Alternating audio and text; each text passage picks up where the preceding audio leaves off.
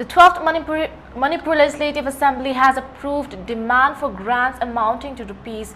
3,200 crores for 7 key departments, marking a significant step in the state's fiscal planning for the upcoming year. The largest allocation was earmarked for the Public Works Department, which received Rs. 1,974 crores. This substantial funding is expected to drive infrastructural development and maintenance across the state. The Social Welfare Department was granted Rs. 1,109 crores to enhance social services and welfare programs for the state's vulnerable populations. Other notable allocations include Rs. 24.67 crores for the Transport Department, aimed at improving transportation infrastructure and services.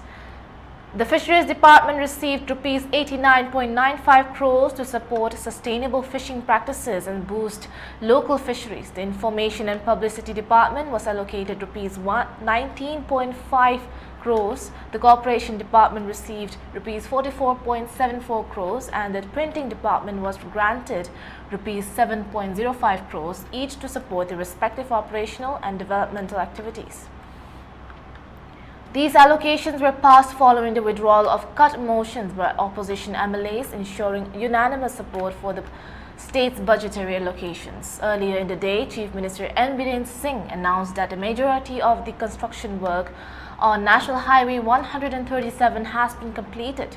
However, certain stretches of the road are still under construction due to unresolved land compensation issues.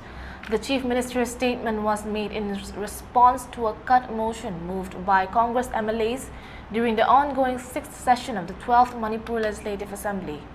Congress MLA K. Megha criticized the current government, highlighting the poor condition of both state and national highways.